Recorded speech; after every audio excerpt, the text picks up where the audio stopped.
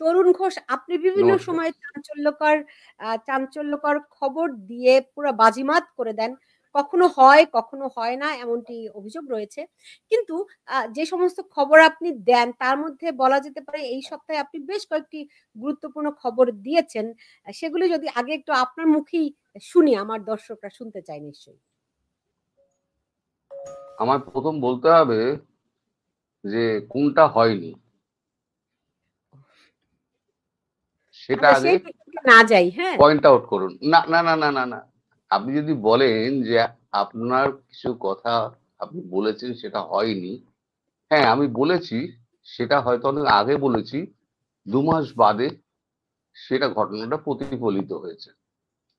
আমি আগেই বলে ফেলি, যখন বলি তখন দেখা যায় যে হচ্ছে না, তারপরে 2 মাস বাদে কি 3 মাস বাদে যখন ঘটনাটা হয় তখন মানুষের মন থেকে না ইরেজ হয়ে যায়। আমরা যেমন লেখাপড়া করতে যখন যাই তখন যেমন আমরা রেগুলার পড়াশোনার মধ্যে না থাকলে পরে আমাদের পুরনো পড়া মনে থাকে না, এটাও তাই। আর আমি তো রোজ রোজ একই জিনিস বলতে পারবো না, ফলে কিছু কিছু এরকম ঘটনা ঘটে, মানুষ ভুল বোঝে, পরে সেগুলো ঠিক হয়ে যায়।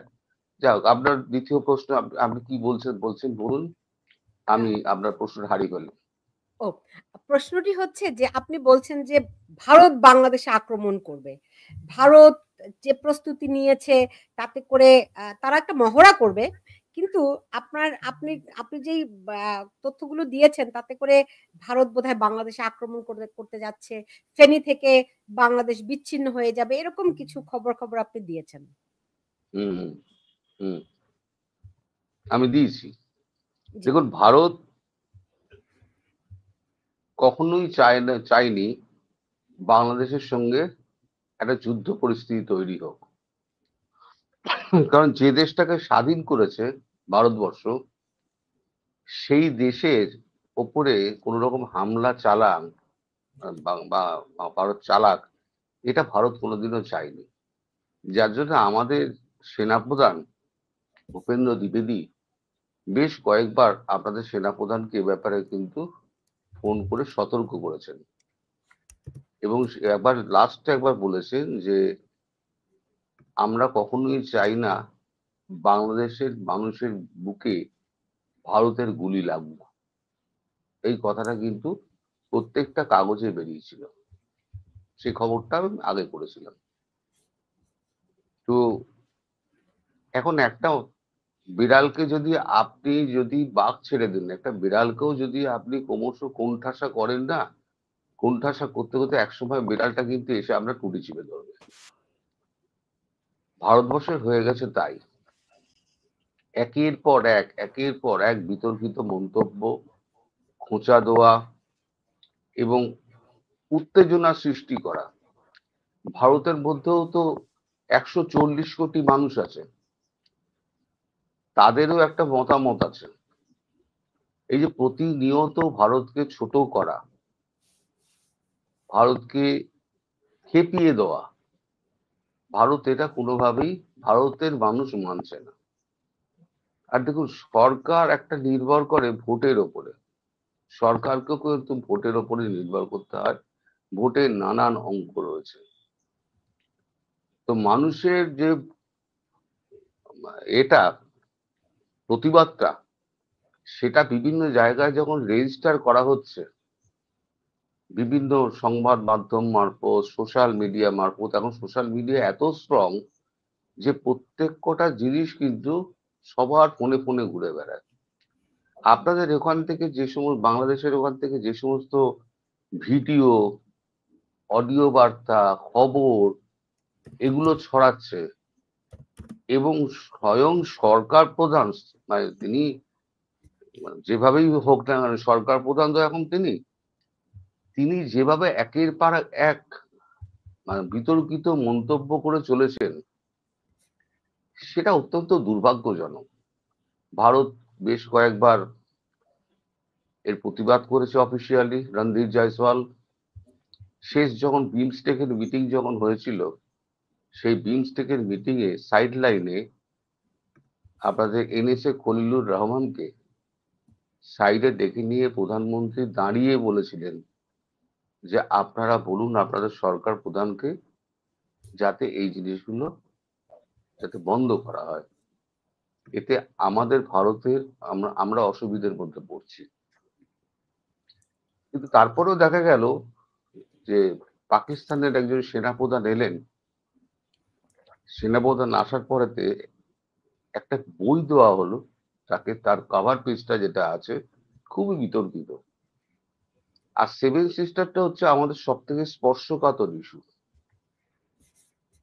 উনি ঢাকায় নেমেই প্রথম যে মানে মন্তব্যটা করেছিলেন যে সেভেন সিস্টার ভালো থাকবে না যদি আমরা ভালো না থাকি। এখান থেকে দেখো, শুরুটা, বীজ বপনটা ওখানে। তারপরে তো পানি অনেকটা দূর গড়িয়েছে।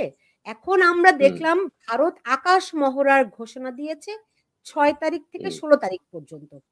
এইটি কি আসলে মহড়া নাকি এটা একটা যুদ্ধের প্রস্তুতি? এটা আমি বলতে পারবো না। দেখুন, এই মহড়া তো পাকিস্তানের সময় হয়েছিল মে মাসে। মহড়া চলছে, মহড়া চলছে, মহড়া চলতে চলতে সেদিনকেও আমি একজনের সঙ্গে লাইভ করছিলাম। আমি বলছিলাম যে পাকিস্তানকে মারবে, মেরে কোমর ভেঙে দেবে। আমার পুরোনো ভিডিও দেখবেন, মেরে কোমর ভেঙে দেবো। তো যেদিনকে আমি লাইভ করছি সেদিনকে আমি নিজেও জানি না যে সেদিনকে রাত্রিবেলা মেরে দিয়েছে। আমার স্ত্রী এসে আমায় খবর দিলেন যে খবর দেখো এই হচ্ছে। তখন আমি তাড়াহুড়ো করে লাইভ বন্ধ করে গিয়ে আমি খবর দেখতে বসলাম। এটা কখন হবে স্ট্র্যাটেজি করে হয়তো এগুলো, মানে আমরা জানতে পারবো না, সাধারণ মানুষ আমরা জানতে পারবো না। হওয়ার পর তখন জানতে পারবো। জি, বুঝতে যেমন, পেরেছি। হ্যাঁ বলো।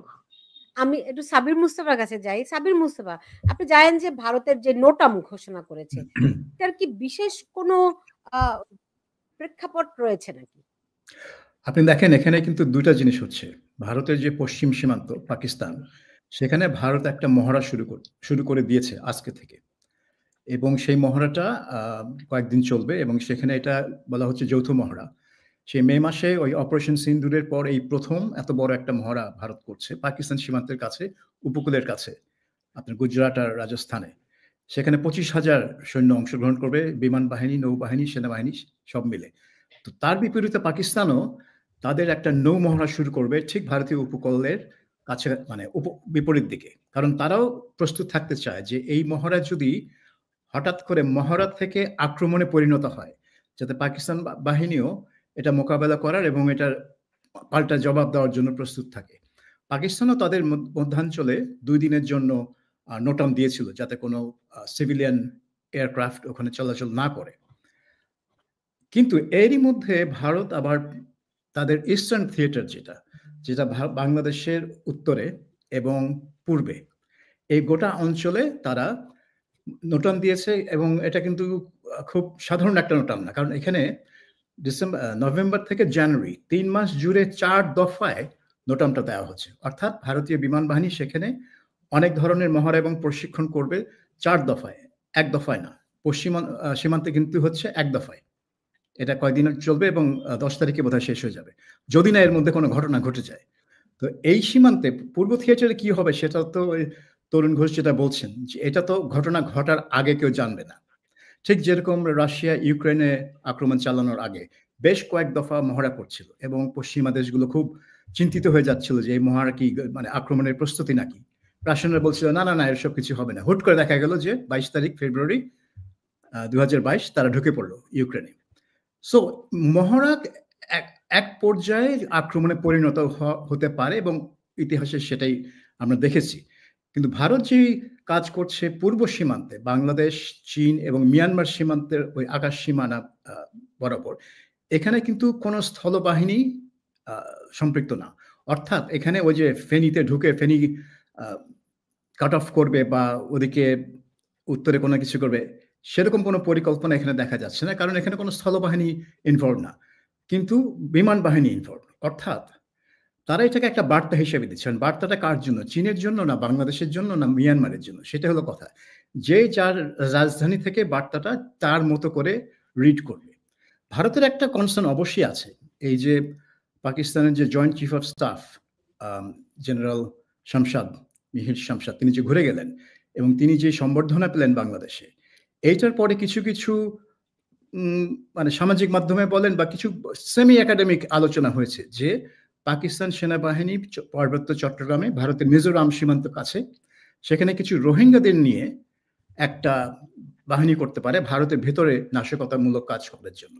এটা যদি এই ধরনের কথাবার্তা যদি ভারত সিরিয়াসলি নিয়ে থাকে, তাহলে তো বাংলাদেশ ভারতের জন্য বা বাংলাদেশের যে সম্পর্ক পাকিস্তানের সাথে, সেটা ভারতের জন্য একটা হুমকিতে পরিণত হবে। তো হতে পারে যে এই হুমকিটা ভারত আমলে নিয়ে একটা বার্তা দেওয়ার চেষ্টা করছে বাংলাদেশকে, যে বেশি বাড়াবাড়ি করো না। এখন আমি জানি না বাংলাদেশে যারা নীতি নির্ধারক, প্রফেসর ইউনূসের যারা উপদেষ্টা বা সামরিক বাহিনীর যারা উপদেষ্টা, তারা কি রিড করবেন ভারতের এই 3 মাস ব্যাপী বিমান মহড়ায়, এটা বলা মুশকিল। কিন্তু এখানে কোনো সন্দেহ নেই যে ভারত এটার মাধ্যমে একটা মেসেজ দেওয়ার চেষ্টা করছে। সেই মেসেজটা হয় বাংলাদেশ নয় চীন। চীন আমার মনে হয় না এটা চীন। চীনের সাথে সম্পর্ক অন্য পর্যায়ে আছে এখন ভারতের, এই মেসেজ দেওয়ার পর্যায়ে নেই। কিন্তু বাংলাদেশের সাথে ডেফিনেটলি একটা মানে নাজুক পরিস্থিতিতে আছে সম্পর্ক। সাবির ভাই, আমাকে কুড়িগ্রাম থেকে একজন জানিয়েছেন যে সেখানে আর্মি ডিপ্লয়েড হয়েছে এবং তারা বস্তা দিয়ে ডিফেন্স তৈরি করেছেন। তো সেটা হতে পারে, কারণ আপনি দেখেন সীমান্তে কিন্তু সবসময় একটা ক্যাচাল লেগেই আছে। আমরা প্রতিনিয়ত ভিডিওতে দেখি যে বিএসএফ এই করেছে, বিজিবি গিয়ে ওই করেছে। সো একটা সীমান্ত কিন্তু বাংলাদেশ ভারত সীমান্ত কিন্তু একেবারে একেবারে যে সুন্দর করে মাপা এবং নিরীক্ষা করা সেরকম না। একদিকে কাঁটাতারের বেড়া আছে, আরেকদিকে একটু খোলা। কাঁটাতারের বেড়া বানানো নিয়ে অনেক সময় বচসা হয় এবং সো এটা হতে পারে যে ওখানে কিছু ডিফেন্স বলস্টার করা হচ্ছে, কারণ একটা মানে বিভিন্ন স্পটে টেনশন হতে পারে। কিন্তু এগুলা লোকালাইজ হতে পারে, এটা লোকাল সমস্যা হতে পারে। এটা একটা স্ট্র্যাটেজিক সমস্যা বা একটা বাংলাদেশ মনে করছে ওখান থেকে ভারত কিছু করবে, আমার মনে হয় না সেটা। কারণ ওখানে কিন্তু ভারতের সেনাবাহিনীর কোনো বিল্ড আপ নেই। আপনার তো একটা বিল্ড আপ থাকতে হবে। আপনার 20-30-40 হাজার সৈন্য ওখানে জড়ো করতে হবে কিছু করার জন্য। তো সেরকম তো বিল্ড আপ নেই। তরুণ ঘোষ, ভারতের সীমান্তে কি অবস্থা? আপনি একটু ভালো ধারণা দিতে পারবেন যে ভারতের এই মহড়া কি আসলেই যুদ্ধের প্রস্তুতি, নাকি আসলেই মহড়া, নাকি মানে ভারত সীমান্তে এক ধরনের প্রস্তুত আছে বলে আমি আরো 3-4 মাস ধরে শুনছি। আপনি যদি একটু বিষয়টা বলতেন। না, আমি আগেই বললাম যে এই ব্যাপারে কবে কি হবে না হবে এই ব্যাপারে আমি কিছু বলতে পারবো না, কারণ না, আমার কাছে সীমান্তে এরকম কোনো সীমান্তে খবরও সেতু নেই। তৈরি করা, এই ইস্ট এবার ফ্রন্টে ভারত বেশ কয়েকটি হেডকোয়ার্টারের দেখুন, মতো নির্মাণ করে। সেভেন সিস্টার্সে উনি যেটা বলছেন আমি ওনার সঙ্গে একমত নই। এই কারণে একমত নই, কারণ ইন্টেলিজেন্স মারফত আমরা যেটা খবর পাচ্ছি সেটা হচ্ছে ওখানে বেশ ডেপ্লয়মেন্ট হয়েছে, প্রচুর ডেপ্লয়মেন্ট হয়েছে। এবং আমরা যতদিন শেখ হাসিনা ওইখানে মানে বাংলাদেশের প্রধানমন্ত্রী ছিলেন, এটা আমাদেরও উচিত হয়নি যে ওই জায়গাটা 4000 কিলোমিটারের ওপরে সীমান্তকে আমরা অরক্ষিত রেখে দেবো। একটা শোয়ে আপনি আমায় জিজ্ঞেস করেছিলেন কত বাংলাদেশি আমাদের ভারতে আছে, আমি বলেছিলাম 2 কোটির ওপর। আপনি খুব অবাক হয়েছিলেন। এখন ধীরে ধীরে দেখা যাচ্ছে এসআইআর করার পরে দেখলাম দলে দলে এখান থেকে এখন নিজেরা ভেগে যাচ্ছে। আজকেও বেরিয়েছে, প্রতিদিনই পালিয়ে যাচ্ছে লোকজন। তো যেখান থেকে বলছে আমরা সেভেন সিস্টার আক্রমণ করব, সেখানে ভারতবর্ষ খোলা রেখে দেবে কোনো সৈন্যবাহিনী না রেখে, আমার মনে হয় না। না, সেটা ওখানে ভারী ডিপ্লয়মেন্ট আছে, হয়তো দৃশ্য দেখা যাচ্ছে না কিন্তু ডিপ্লয়মেন্ট আছে। আর মোদী সরকার আসার পরেতে সমস্ত ইনফ্রাস্ট্রাকচার গুলোকে, বর্ডার ইনফ্রাস্ট্রাকচার এমন ভাবে তৈরি করা হয়েছে যে যে কোনো জায়গায় আপনার এয়ারলিফটিং করার, C-130 বিমান নামা ওঠা, রানওয়ে তৈরি, রাস্তা তৈরি, সমস্ত কমপ্লিট। এবং সেভেন সিস্টার যেহেতু খুব একটা মানে নাট বলা যায়, ভারতবর্ষের একটা নাট, ওইটুকু 22 কিলোমিটারের রাস্তা যদি কেটে দেয় তাহলে পরে আমাদের দেশটা পুরো ভাগ হয়ে যাবে। সেইখানে এই পরিস্থিতিতে ভারত চুপ করে বসে থাকবে ডিপ্লয়মেন্ট না করে, এটা আমি মানতে পারি না। ডিপ্লয়মেন্ট আছে ওখানে, প্রচুর ডিপ্লয়মেন্ট আছে। এখন দেখুন এই যে সমস্যা যেটা 22 কিলোমিটারে রয়েছে না, ভারতবর্ষ এবার পার্মানেন্টলি এটাকে সমাধান করবে। এটা হচ্ছে যদি লাগে, যদি এরকম কোনো দুর্ঘটনা ঘটে আদৌ, তাহলে পরে কিন্তু রংপুর হাতছাড়া হবে। এবং ওই যে আমরা মানে সেভেন সিস্টারের মালিক, আমাদের সমুদ্রের মালিকানা আমাদের, ওইটা ফেনী অব্দি কেটে দিয়ে ওটা নিয়ে নেবে। আপনি আজকে লিখে রেখে দিন, ডেট দিয়ে লিখে রেখে দিন, যদি আক্রমণ হয় তাহলে আমি গ্যারান্টি দিয়ে আপনাকে বলছি যে আপনার এই দিকে যাবে, ওই দিকেও যাবে, অখণ্ড বাংলাদেশ থাকবে না। এবারে যেমন মানলে পরে অখণ্ড পাকিস্তান থাকবে না। কারণ রাজনাথ সিং কিন্তু একটা কথা বলেছিলেন, সার্ক্রিক হয়ে করাচি যাওয়া যায়, ওদিকে বালুচিস্তান অশান্ত। আফগানিস্তানের বিদেশমন্ত্রী আমাদের কাছে এসেছিলেন, বাগরাম এয়ারবেস ভারতের হাতে তুলে দিয়েছে চুক্তি করে, সেখানে ইন্ডিয়ান সোলজার ডিপ্লয় হয়ে গেছে, রানওয়ে ঠিক করা হচ্ছে, পাকিস্তানকে 3 দিক দিয়ে ঘিরছে। এক হচ্ছে আপনার আফগানিস্তান, 2 হচ্ছে এদিকে তালিবান টিটিপির সঙ্গে একটা হয়েছে, আন্ডারস্ট্যান্ডিং হয়েছে, এদিকে ইন্ডিয়া, 3 দিক দিয়ে ঘিরছে। একে সিন্ধের লোক স্বাধীনতা চাইছে, সিন্ধবাসী যারা, পিওজেকে যারা আছে তারা ওখানে স্বাধীনতা চাইছে। আমার উপস্থিত আমার বন্ধু নিশ্চয়ই বলতে পারবেন এটা, এই খবরগুলো তিনিও নিশ্চয়ই রাখেন। তো তারাও স্বাধীনতা চাইছে। বালুচিস্তানের স্বাধীনতা যে কোনো দিন ভারত যদি আক্রমণ করে, যে কোনো দিন ভারত স্বাধীন হয়ে যাবে। তাহলে একটা প্রদেশ গেল। গিলগিট যদি পিওজেকে যদি ভারত নিয়ে নেয়, ভারতের সঙ্গে যদি পিওজেকে মিলিয়ে নেয়, যদিও আমি অত্যন্ত বিরোধী, এই অখণ্ড ভারতের আমি অত্যন্ত বিরোধী। কারণ এই 20 মাইল ভেতরে ঢুকিয়ে নিয়ে আমাদের শান্ত ভারতটা অশান্ত হয়ে যাবে। তো যাই হোক, তাহলে পরে গিলগিট বালতিস্তান দেবে যদি নেয়, মানে যদি এগুলো হয় তাহলে গিলগিট বালতিস্তান নেবে। গিলগিট বালতিস্তান নিলে সোজা ওখান থেকে বালুচিস্তান হয়ে, বালুচিস্তান ফ্রি হয়ে গেলে বালুচিস্তান হয়ে আফগানিস্তানের সঙ্গে সম্পর্ক ভালো, ওখান থেকে ইরান হয়ে, তুর্কি হয়ে ইউরোপ। এটা হচ্ছে প্ল্যান। এবার সেটা কতটা বাস্তবায়িত হবে, কতটা হবে না, সেটা আমি এখন বলতে পারবো না, কারণ আমি তো সরকারের অংশ না। জি জি, সেটাই বলতে বুঝতে পারবো না। পেরেছি। ধরেন ছোটবেলা থেকেই শুনি বেলুচিস্তান স্বাধীন হয়ে যাচ্ছে, হ্যাঁ, একদম ছোটবেলা থেকে শুনছি, তো এখনো হয়নি। 65 সালে তো একটা বিদ্রোহ হয়েছিল বেলুচিস্তানে, যেটা হয়েছিল জেনারেল তিক্তা খান খুব ব্লাডিলি সাপ্রেস করেন, যেই কারণে তার নাম ছিল বুচার অফ বালুচিস্তান। জি, তারপরে বাংলাদেশে এসে তার নাম হয়ে গেল বুচার অফ বাংলাদেশ। রাইট। যেখানে যাই সেখানে সে বুচার ছিল আর কি। তো এখন এই যে রোড ম্যাপের কথা বললেন তরুণ ঘোষ, সাবির মুস্তাফা, আপনার কাছে কি মনে হয় এটা কি ভারতের স্বপ্ন? এটা আমার মনে হয় একটু কল্পনা প্রসূত।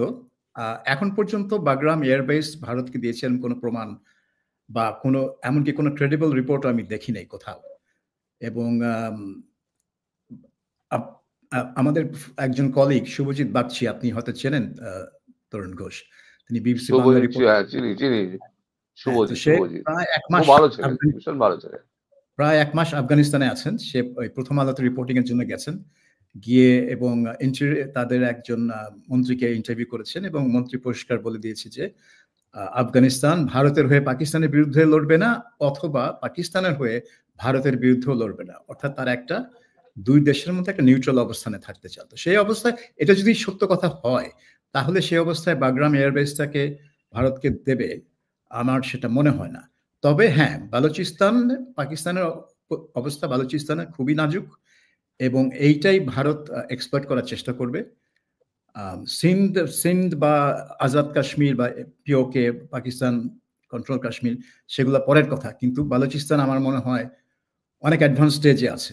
একটা ওখানে যে বিদ্রোহ চলছে, শুধুমাত্র চীনের একটা স্বার্থ আছে গোয়াদর পোর্ট, কারণ চীনের একটা হাইওয়ে সেই গিলগিট থেকে সে গোয়াদর পোর্ট পর্যন্ত গেছে তাদের বেল্ট অ্যান্ড রোড প্রকল্পের অংশ হিসাবে। সেজন্য চীনের একটা বড় স্বার্থ আছে বালুচিস্তানে।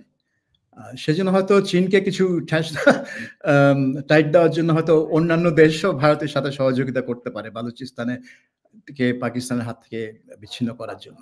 কিন্তু সেগুলো আমার মনে হয় এখনো মানে বাস্তবায়নের পর্যায়ে ম্যাচিওর নেই। করেনি, না। ম্যাচিওর করার জায়গায় এখন আসেনি। আর ভারত তো বিশাল দেশ, ভারতের নিজেরও তো অনেক সমস্যা আছে, কাশ্মীরে সমস্যা আছে, নর্থ ইস্টে সমস্যা আছে, এবং ভারতের তারপরে তাদের চীনকে নিয়ে মাথা ঘামাতে হয়। এটা তো শুধু পাকিস্তান না, চীন, এখন আবার বাংলাদেশ আরেকটা সমস্যা এসে জুটেছে। আর ভারতের কিন্তু সমস্যা বাড়ছে। এখন আমেরিকা যখন ভারতের সঙ্গে সামরিক চুক্তি করলো, আপনার কাছে কি মনে হয় এতে করে চায়নার সঙ্গে দূরত্ব বাড়লো নাকি কমলো? কাকে বলছেন? আপনাকে বলছি। না, এই চুক্তি কিন্তু নতুন চুক্তি না, এটা হচ্ছে নবায়ন। এই চুক্তি আগেও ছিল, নবায়ন করা হয়েছে, এবং কিন্তু অনেক ভারতেরই অনেক মানে অ্যানালিস্ট এটাকে পছন্দ করছে না। যেমন প্রবীণ সোনি বলে একজন অ্যানালিস্ট আছেন, সামরিক বিশ্লেষক, তিনি মনে করছেন যে ভারত এই চুক্তি নবায়ন করা উচিত হয়নি, কারণ ভারতকে যেরকম রোল পাওয়া উচিত আমেরিকার সাথে মানে সমান সমান, সেই রোলটা এই চুক্তি দেয় না। হ্যাঁ, এবং মনে করে যে ভারতের জন্য খারাপই হবে এই চুক্তি। আর চায়নার সাথে আমেরিকার যেটা হচ্ছে সেটা হচ্ছে একেবারে বাণিজ্যিক ব্যাপার। চায়না কিন্তু অন্য স্ট্র্যাটেজিক ব্যাপারে আমেরিকার সাথে কোনো আলোচনায় যাচ্ছে না।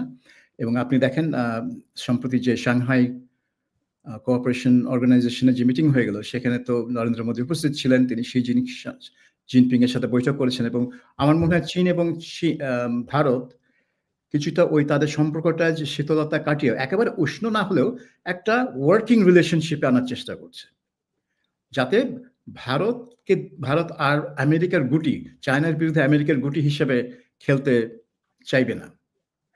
এখন আমি জানি না এটা কতদূর আগাবে, কারণ দুই দেশের মধ্যে তো পারস্পরিক বিশ্বাস একটা অভাব আছে, ট্রাস্ট তো খুব স্ট্রং না। দুই দেশে যুদ্ধ করেছে এক দফা, তারপরে অরুণাচল প্রদেশ চীন নিজের বলে দাবি করে, ওদিকে লাদাখের কিছু অংশ আকসাই চীন দখল করে বসে আছে, যেগুলো ভারত তার বলে দাবি করে। তো এই বিষয়গুলা সমাধান না হওয়া পর্যন্ত পারস্পরিক আস্থা কতটুকু থাকবে আমি জানি না, কিন্তু তারা চেষ্টা করছে একটা কার্যকরী ওয়ার্কিং রিলেশনশিপ আনতে, যাতে বৈরিতাটা কম থাকে। জি। এই যে একটা ওয়ার্কিং রিলেশনশিপের কথা বললেন সাবির মুস্তাফা, তরুণ ঘোষ, আপনার কাছে কি মনে হয় এখানে কি বাংলাদেশ একটা বার্গেনিং ইস্যু? না, বাংলাদেশ কোনো বার্গেনিং ইস্যু না। বাংলাদেশ হচ্ছে দাঁত হাজার চুলকানির মতো একটা, মানে আপনাকে জ্বালিয়ে মারবে, কিন্তু ক্যান্সার নয়, কিন্তু প্রতিনিয়ত আপনাকে জ্বালিয়ে মারবে। এই দাঁত হাজার চুলকানির মতো যদি বাংলাদেশ যদি প্রতিনিয়ত যদি খুঁচিয়ে যায়, একটা সময় কিন্তু মানুষ কিন্তু খেপে যায়, তখন একটা সংঘাতের একটা সৃষ্টি যদি হয়, তাহলে খুব খারাপ জায়গায় যাবে। যদি হয়, খুব খারাপ জায়গায় যাবে। আর এমনি ভারত কখনো চাইবে না যে ভারতের বৈরী কোনো রাষ্ট্রপ্রধান বাংলাদেশের ক্ষমতায় বসুক, কখনোই চাইবে না। এখন আপনি বলতে পারেন কেন? কারণ জিও স্ট্র্যাটেজিক্যালি আপনি বাংলাদেশকে দেখুন, ভারতের একদম তিন দিকে ওদিক দিয়ে ঘেরা, মধ্যিখানে বাংলাদেশটা, একদিকে হচ্ছে বঙ্গোপসাগর। এখন যদি এই যে 4000 কিলোমিটার আমরা দীর্ঘদিন ধরে এই যে একে অবহেলা করেছি, দিনের পর দিন লোক ঢুকে আমাদের ডেমোগ্রাফি পুরো চেঞ্জ করে দিয়েছে। আমাদের ওয়েস্ট বেঙ্গলে ভোটারের, আপনি এই জানেন, ওয়েস্ট বেঙ্গলে যে লাস্ট রিপোর্টটা আমার কাছে এখনো আছে, এই মোবাইলটার মধ্যেই আছে, আমি আপনাকে দেখাতে পারছি না। 40% ভোটার বেড়েছে গত 11 বছরে। 40% ভোটার বেড়েছে, আর ভোট বেড়েছে 13%। কি করে হয় 11 বছরে, কি করে হয়? যার জন্যই এসআইআরটা আরো বেশি করে হচ্ছে পশ্চিমবঙ্গে। আর এই পশ্চিমবঙ্গে রাজনীতির খেলা হয়েছে একেবারে 1977 সাল থেকে টানা 2000, এই 24-25 এখনো চলছে, এই রাজনৈতিক খেলা চলছে। এখানে বর্ডার পোস্ট গড়ার জন্য কোনো রকম জায়গাও দেওয়া হয়নি।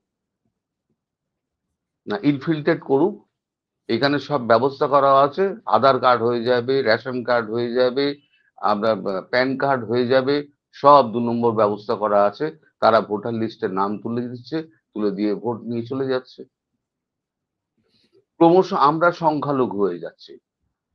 এভাবে তো চলতে পারে না। যারা আজকে এখানে এসআইআর হওয়ার পরে যারা দেখা যাবে যারা হিন্দু আছে, তাদেরকে কিন্তু কিছুই করবে না। বা 2002 সালের আগের কোনো প্রমাণপত্র যদি কেউ দেখাতে পারে, কোনো মুসলিম দেখাতে পারে, তাকেও কিছু করবে না। কিন্তু 2002 সালের আগে তার বাবা বা ঠাকুরদা বা কেউ ভোটার লিস্টে তার নাম ছিল, এইটা তাকে দেখাতে হবে, প্রমাণ করতে হবে। আর 11টা শর্ত দিয়েছে, তার মধ্যে যে কোনো 2টো শর্ত আপনাকে পূরণ করতে হবে। সেই 2টো শর্ত যারা এই ভারতবাসী তারা খুব আরামসে তারা পূরণ করে দেবে। খুব একটা হুমকি বাংলাদেশ তা নয়, কিন্তু বাংলাদেশ দাদা যা চুলকানির মতো। এই রোজকার এই বিরক্তি, এটা ভারতবর্ষ আর মেনে নেবে না। তারপরে হুমকি দিচ্ছে 50 লক্ষ জেহাদি নিয়ে ভারত গাজবায়তুল হিন্দ করবে। হাস্যকর, সবাই বলে হাস্যকর, কিন্তু ভারতের একটা অংশ যারা আছে, চরম হিন্দুত্ববাদী যারা আছে, দাদা ভালো করে জানবেন, এই চরম হিন্দুত্ববাদী যারা আছে তারা কিন্তু প্রতি মুহূর্তে সরকারকে কবজা মানে করতে চেপে ধরছে, যে এখনো কেন করছেন না। এই শেষ যে পার্লামেন্ট রাজ্যসভার যে হইচইটা হলো, বিরোধীরাও এর সঙ্গে জুড়ে গেছে, কারণ এটা রাজনীতি, এ পলিটিক্স। এইটা দিয়ে সরকারকে ঘেরা যাবে। কেন মোদি এত নরম? সরকারকে ঘেরা যাবে, সুতরাং ঘেরো, এটাও তো রাজনীতি। কিন্তু দেশের স্বার্থ যখন এসে দাঁড়াবে না, তখন দেখবেন সব বিরোধী সব এক হয়ে গেছে, এক হয়ে গিয়ে সেই শিয়ালের হুক্কা হুয়া করছে আর কি।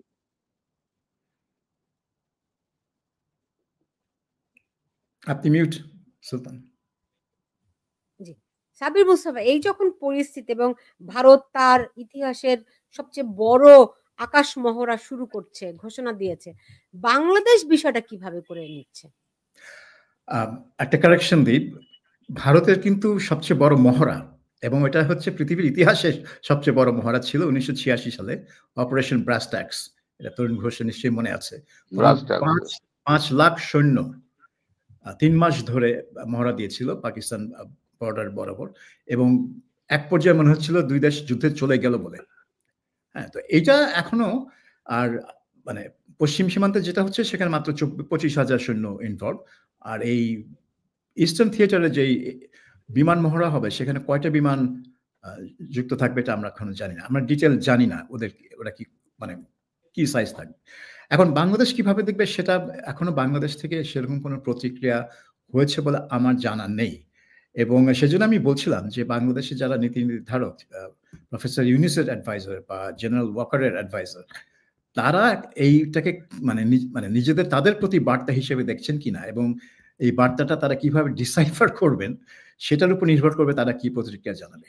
কিন্তু আমার মতে তারা এইটা বুঝবেন যে ভারত এই বাংলাদেশের এই পাকিস্তানের সাথে যে ক্রমশ যেই সহযোগিতা, সামরিক সাইডে যে সহযোগিতা, অন্যান্য সাইড না, বাণিজ্য, সাংস্কৃতিক, মানে পিপল টু পিপল কন্ট্যাক্ট, সেটা না, এই সামরিক সহযোগিতা, এটাকে যে ভারত ভালো চোখে দেখছে না এবং ভারত এটাকে একটা হুমকি হিসেবে দেখছে, সেটা বাংলাদেশের নীতি নির্ধারকরা এখন আমার মনে হয় আরো ভালো করে বুঝবেন। এবং তাদেরকে একটা ডিসিশন নিতে হবে যে তারা কি চান ভারতের সাথে সামরিক একটা কনফ্রন্টেশনে যাক। যে ভারত বাংলাদেশকে হুমকি হিসেবে দেখলে ভারতকে তো অবশ্যই ওই ওই সীমান্তে তাদের শক্তি বৃদ্ধি করতে হবে এবং একটা আক্রমণাত্মক পশ্চার নিতে হবে। তো সেটা কি বাংলাদেশের জন্য মঙ্গলকর? আমার তো মনে হয় না। বাংলাদেশের জন্য কখনোই ভারতের সাথে একটা সংঘাতমূলক সম্পর্ক কখনোই মঙ্গলকর নয়। এখন বর্তমান যে অন্তর্বর্তী সরকার, তারা একটা পার্মানেন্ট সরকারও না, তারা একটা নির্বাচিত সরকারও না, তারা আজ আছে 2 মাস পরে নাই। সেই সরকার কি পদক্ষেপ নিবে? আগামী সরকারকে কি তারা এমন একটা সিচুয়েশন দিয়ে যাবে যে সিচুয়েশনে তাদেরকে তার মানে একটা যুদ্ধের মধ্যে পড়ে যেতে পারে? আমার মনে হয় কোনো রাজনৈতিক দলই সেটা অ্যাকসেপ্ট করবে না। বিশেষ করে যারা নির্বাচনে জয়ী হওয়ার আশা রাখে, বিএনপি, তারা অবশ্যই সেটা অ্যাকসেপ্ট করবে না। সেজন্য আমার মনে হয় সরকারকে খুব সতর্কভাবে এটা দেখতে হবে, এবং তারা পাবলিকলি কোনো প্রতিক্রিয়া জানাবে কিনা আমি জানি না। জি। হয়তো জানাবে না।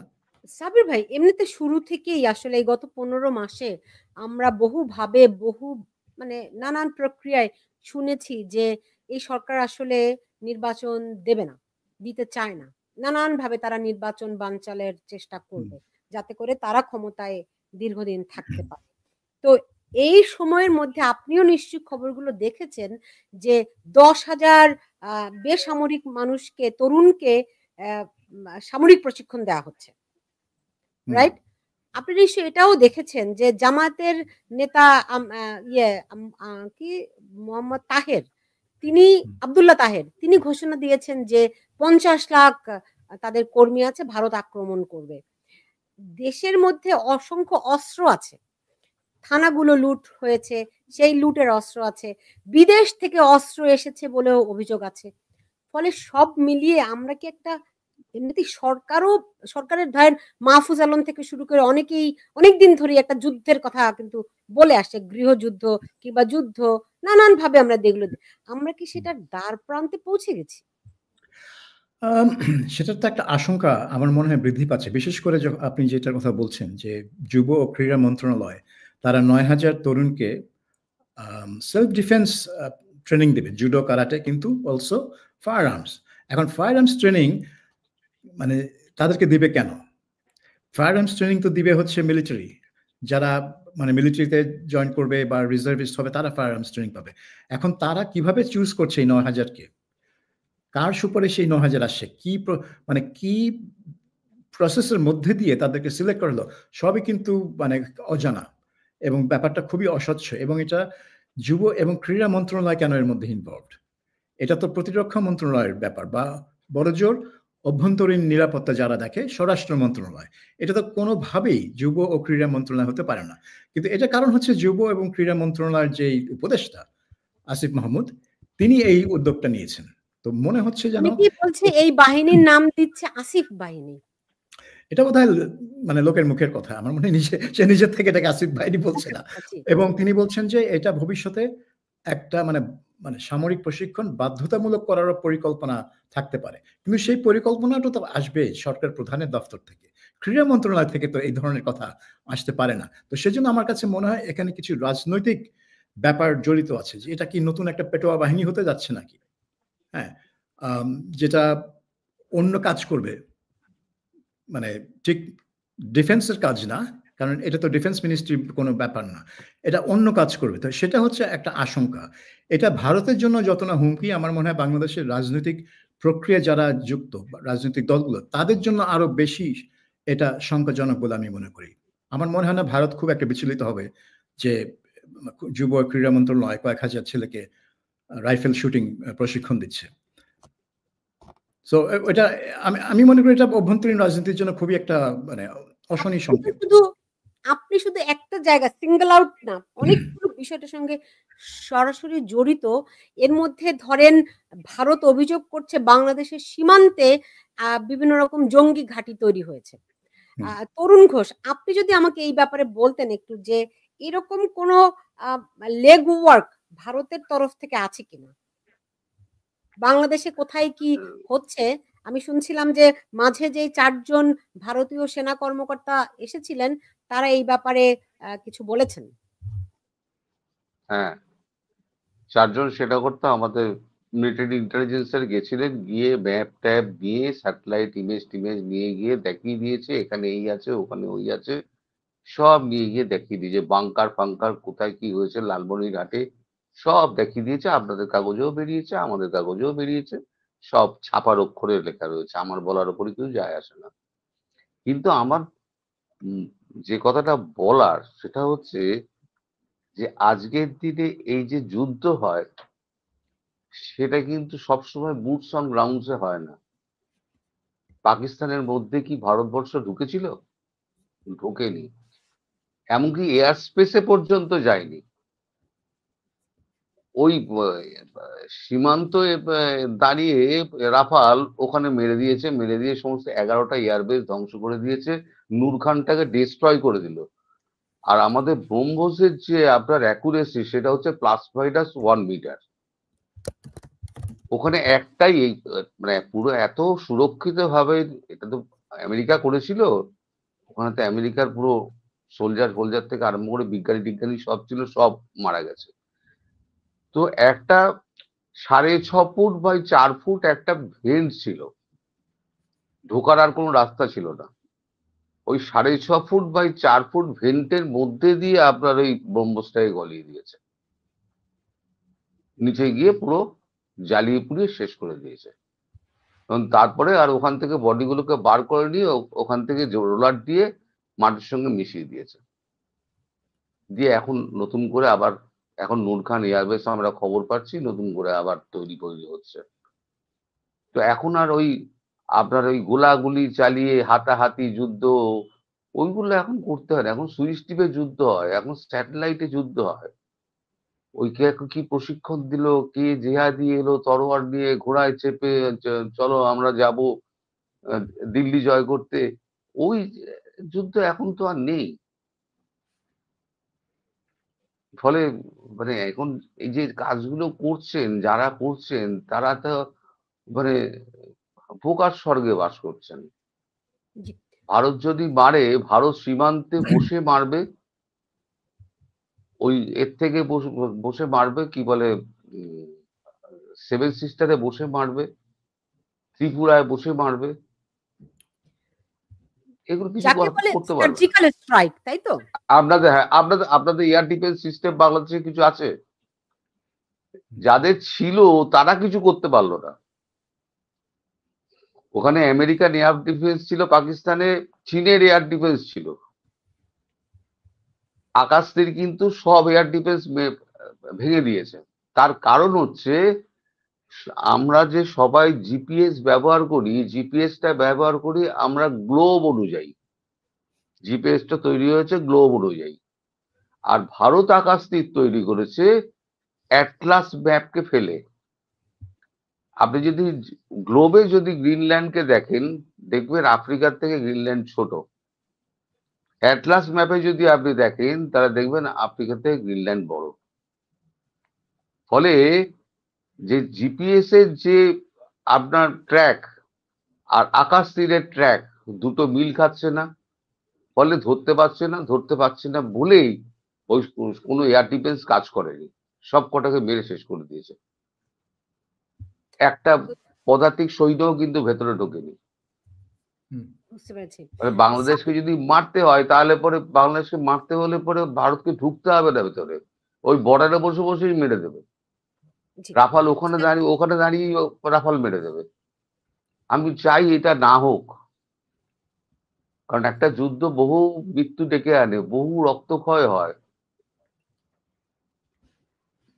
সাবির মুস্তাফা, এরকম কি আশঙ্কা আছে নাকি কি বাংলাদেশ ভারত যুদ্ধ? সার্জিক্যাল স্ট্রাইকের বাংলাদেশ ভারত যুদ্ধ এখন দেখেন, আমার মনে হয় কি এই অপারেশন সিন্দুরের পর যেটা বোঝা গেল, সিঁদুর না সিন্দুর, আমি একটু বলে নেই এখন ভারত যেই এই অপারেশন না, এই মহড়ার যে নাম দিয়েছে এটা কিন্তু সিন্দুর 2 না, এই মহড়ার নাম হচ্ছে ত্রিশূল। না, ত্রিশূল তো, কিন্তু ত্রিশূল কেন আজকেও আমি বলেছি, ত্রিশূল কেন সেটাও আমি বলে দিয়েছি আজকে। বলেন তো কেন? তিন বাহিনী যৌথ মহড়া, সেই কারণে।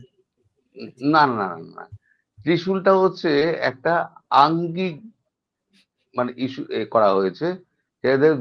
দেবী দুর্গার হাতে একটা অস্ত্র থাকে, একদিকে বর্ষা, মাথায় হচ্ছে ত্রিশূল, যার মানে ইঙ্গিতটা করতে হয়েছে একটা হচ্ছে পূর্ব পাকিস্তান, একটা হচ্ছে পশ্চিম পাকিস্তান, আর মধ্যিখানে হচ্ছে গিয়ে বর্ষাটা, এটা হচ্ছে ত্রিশূল। মানে অর্থ খুব খুব পরিষ্কার যে ত্রিশূলের মহড়া হচ্ছে মানে একটা পূর্ব পাকিস্তান, এখন আর বাংলাদেশ বলে না, ভারত বলে পূর্ব পাকিস্তান আর পশ্চিম পাকিস্তান। একটা হচ্ছে পূর্ব পাকিস্তানের জন্য, একটা হচ্ছে পশ্চিম পাকিস্তানের জন্য, আর মধ্যখানেরটা হচ্ছে অস্ত্র। তবে আমি চাইবো বাংলাদেশে যারা সরকার আছে তারা আর একটুখানি সচেতন হোক, নিজেদের কন্ট্রোল করুক, দায়িত্ববান হন, যে পরিস্থিতির মানে গভীরতা বোঝার চেষ্টা করুন। কেউই চায় না একটা যুদ্ধ হোক, বিশেষ করে একটা ছোট দেশের উপরে একটা বড় দেশ যদি আক্রমণ করে, তাহলে কিন্তু বদনামটা কিন্তু বড় দেশেরই হবে, ছোট দেশের হবে না। ছোট দেশ গিয়ে সারা পৃথিবীতে বলবে আমরা আক্রান্ত হয়েছে, আমরা ছোট দেশ বলে, তখন কিন্তু সারা পৃথিবী কিন্তু এই ছোট দেশটার পাশে দাঁড়াবে, বড় দেশটার পাশে দাঁড়াবে না। জি, সাবির আজ মুস্তাফা সবাই কিন্তু ইউক্রেনের পাশে দাঁড়াচ্ছে, রাশিয়ার পাশে কিন্তু কেউ দাঁড়াচ্ছে না। যাই হোক, সাবির ভাই কি বলুন। পরিস্থিতি কি এত দূর পর্যন্ত গড়াবে? সিন্দুর 2.0 যেটাকে অনেকে অনেকে বলে যে এটা হবে নেক্সট অপারেশন, তো সেটা এখনো হচ্ছে না। এখন হচ্ছে মহড়া একটা ত্রিশূল। তো এখন এটা ওই পর্যায়ে গড়াবে কিনা আমি জানি না, কিন্তু ভারত যেটা ঘোষণা করেছে প্রথম সিন্দুরের মাধ্যমে, যে দেশ থেকে ভারতের উপর হুমকি আসবে এই জঙ্গি বা অন্যান্য ভাবে, তারা এখন নিজ দেশে শুধু সেটার মোকাবেলা করবে না, তারা যেই দেশ থেকে এসছে, যেটা হচ্ছে সোর্স, সেই সোর্সে আঘাত হানবে।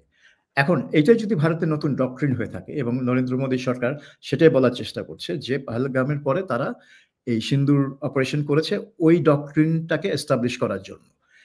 এখন পাকিস্তান সেটার আবার একটা কাউন্টার দিয়েছে যে আমরা ভারতের 5টা এয়ারক্রাফট শুট ডাউন করেছি, সো আমরাও পাল্টা আক্রমণ করব যদি ভারত আমাদেরকে আক্রমণ করে।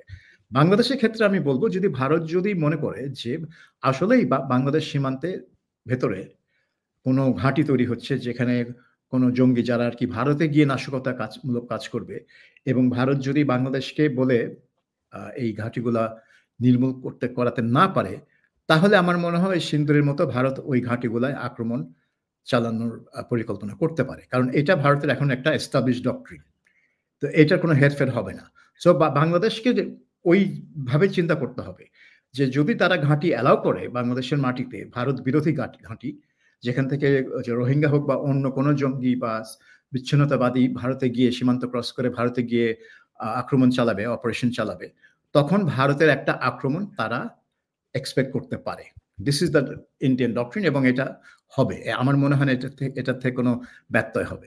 ভারত এটা মানে করবে, হয়তো অ্যানাউন্স করবে না, হয়তো করে চুপ করে বসে থাকবে, বাট এটা হবে।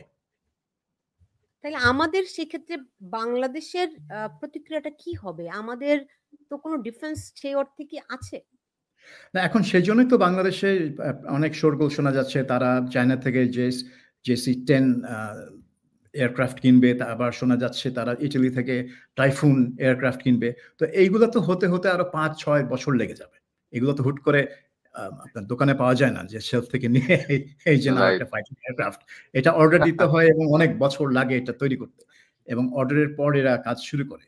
কাজেই এই তোড়জোড়টা চলছে। এখন বাংলাদেশ মনে করছে যে তাদের এরকম একটা, বা বাংলাদেশে কিছু কিছু গোষ্ঠী মনে করছে যে এরকম একটা প্রতিরক্ষা ব্যবস্থা তাদের প্রয়োজন, কারণ ভবিষ্যতে ভারতের সাথে সম্পর্ক ওই পর্যায়ে চলে যেতে পারে। কিন্তু এই মুহূর্তে যদি হয়, এই মুহূর্তে পাকিস্তানের যেই ক্যাপাবিলিটি ছিল ইন্ডিয়ান এয়ারফোর্সকে মোকাবেলা করার, বাংলাদেশ এয়ারফোর্সের সেই ক্যাপাবিলিটি আছে বলে আমার মনে হয় না। আর যেটা তরুণ ঘোষ নিজে বললেন, ভারত তো আর বাংলাদেশের আকাশ সীমার ভেতরে উঠে ঢাকা আক্রমণ করবে না। তারা যদি কিছু আক্রমণ করে তাহলে ঠিক নির্দিষ্ট যেসব ঘাঁটি থেকে তারা মনে করে বা তাদের কাছে প্রমাণ আছে যে ভারতের বিরুদ্ধে নাশকতামূলক কাজ করানো হচ্ছে, ওই ঘাঁটিগুলোতেই তারা আক্রমণ করবে, এবং সেজন্য বাংলাদেশের আকাশ সীমা লঙ্ঘন করার কোনো প্রয়োজনই হবে না। ওই যে টার্গেট করে আর কি তারা কাজটি করবে। সেক্ষেত্রে ম্যাপিং করা আছে, ম্যাপিং করা আছে, সব ম্যাপিং করা আছে। কোথায় কোথায় আছে? আপনি বলছিলেন রংপুরের দিকে। আমি এটা জানবো না, আমি এটা জানবো না, ভারত আর যতটুকু জানি বলবো না। এক্ষেত্রে আমেরিকার ভূমিকাটি কি হবে? কাকে বলছেন? আমি যদি বলি যে ডোনাল্ড ট্রাম্প তখন মানে মানে পরিস্থিতি শান্ত করার চেষ্টা করবে এবং বলবে যে তিনি যুদ্ধ থামিয়ে দিয়েছেন, তার একটা নোবেল প্রাইজ দরকার এখন। যেটার জন্য উনি ভারতের উপর খুব খেপলেন, কারণ ভারত এই কথায় বলতে রাজি হয়নি যে তার ফোন কলের কারণেই যুদ্ধ থেমেছে। এটা পাকিস্তান মানে জোর দিয়ে বলেছে, কিন্তু ভারত বলেছে না, এটা হয়নি, ঘটনাটা সেরকম না, ট্রাম্পের সাথে কোনো কথা হয়নি। কিন্তু ট্রাম্প এটা ডেফিনেটলি, যদি কোনো শুটিং ওয়ার হয় ইন্ডিয়া এবং বাংলাদেশের মধ্যে, ডেফিনেটলি ট্রাম্প টেলিফোনটা তুলে দুই রাজধানীতেই ফোন করে বলবেন যে থামাও, এবং তারপরে সাংবাদিকদের বলে আমি থামিয়ে দিয়েছি, আমার নোবেল প্রাইজ করি। কিন্তু মানে আমি এতটা হালকাভাবে দেখতে চাচ্ছি না। যদি এরকম হয় এটা তো আর যুদ্ধ হবে না। এটা একতরফা হবে বলে আমার মনে হয়। আমার মনে হয় না যে এটা এমন যুদ্ধ হবে যে ভারত বাংলাদেশকে আক্রমণ করছে। হুম, হুম। ঢাকায় না, আমার মনে হয় না সেরকম হবে। আমি সেজন্যই বললাম যে ভারত যদি আক্রমণ করে তাহলে ওই নির্দিষ্ট লক্ষ্যবস্তু যেটা তারা মনে করে যে সেখান থেকে জঙ্গিরা ভারতে প্রবেশ করে নাশকতামূলক কাজ করছে। সেই লক্ষ্যবস্তুর উপরে আক্রমণ হবে। তো সেখানে বাংলাদেশকে লক্ষ্য করে আঘাতটা হানা হবে না। আঘাতটা হানা হবে ওই জঙ্গি ঘাঁটি লক্ষ্য করে। তো একটা ওই ঘাঁটি যদি বাংলাদেশেই থাকে তাহলে কি বাংলাদেশ লক্ষ্য না? এখন বাংলাদেশ এটাকে নিজের উপর আক্রমণ মনে করে এটা ভারতের আক্রমণ মোকাবেলা করার চেষ্টা করতে পারে, যেটা পাকিস্তান বিমান বাহিনী করলো সিন্দুরের সময়। বাংলাদেশ সেটা চেষ্টা করতে পারে, তাহলে হয়তো মানে মানে সংখ্যাটা আর কি ছড়াবে। ভারত যেরকম ওইটার পরে বাংলাদেশের প্রধান উপদেষ্টা ডক্টর ইউনূস বলেছেন বিরাট বড় আঘাত আসছে। হ্যাঁ, সেটা তিনি ইলেকশনের প্রেক্ষাপটে বলেছেন যে নির্বাচনকে বানচাল করার জন্য বড় আক্রমণ আসতে পারে। তো এইটা ঠিক নির্বাচনের সাথে সম্পৃক্ত হবে বলে মনে হয় না। তো উনারা এখন ওইসব কথা শুনে অনেকে মনে করতে পারেন যে একটা আঘাত উনারাই প্ল্যান করছেন যাতে করে নির্বাচনটা বানচাল হয়ে যায় এবং কোনো মানে তারাই ক্ষমতায় থেকে যান। মানে এটা একটা মানে এটাকে বলা হয় ফলস ফ্ল্যাগ অপারেশন। তরুণ ঘোষ, এরকম কি হতে পারে? ধরেন আমরা জানি ডক্টর ইউনূস এবং তার এই যে অন্তর্বর্তীকালীন সরকার এরা হচ্ছে গিয়ে আমেরিকার বন্ধু। তো সেই ক্ষেত্রে ভারত যদি সত্যি সত্যি এরকম টার্গেটেড হামলা করে, সেই ক্ষেত্রে কি আমেরিকা বাংলাদেশের পক্ষে দাঁড়াবে কিনা বা এই সরকারের পক্ষে অবস্থান নেবে কিনা, কোনোভাবে তাদের ইনক্লুডেড হওয়ার কোনো সুযোগ আছে কিনা? ভারত যখন এখন কোন জায়গায় তাহলে? যখন ভারতের সঙ্গে আমেরিকার চূড়ান্ত টানাপোড়েন চলছে, সেই অবস্থায় তো ভারত পাকিস্তান যুদ্ধ হয়েছে। ট্রাম্প অন্তত 25 থেকে 26 বার দাবি করেছেন যে আমি যুদ্ধ থামিয়েছি, আর তার উত্তর কে দিয়েছে? উত্তর দিয়েছে আমেরিকার প্রেসিডেন্টের উত্তর দিচ্ছে কি আমাদের মানে ফরেন অ্যাফেয়ার্সে একজন মুখপাত্র।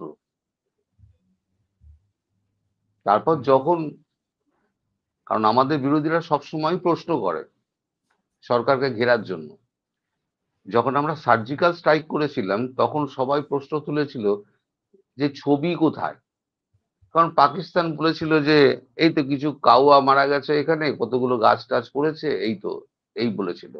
সাবির ভাইয়ের হয়তো মনে থাকতে পারে। তো বালাকোট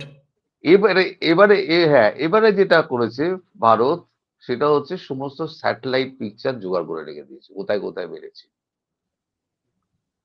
এবার প্রেস কনফারেন্স করে 3টে ডিজিএমও 3 ফোর্সের পাশে 2 নারী শক্তিকে রেখে,